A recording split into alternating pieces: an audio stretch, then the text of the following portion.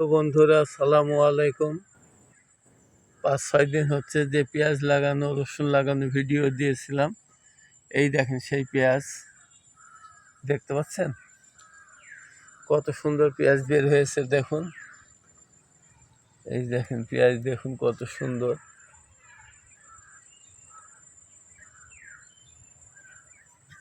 রসুনও আপনার বের হয়েছে, রসুনগুলিও দেখেন বের হয়েছে কত সুন্দর,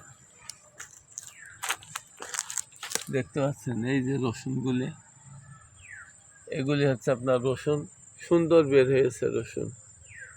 আশা করি দেখতে পেয়েছেন।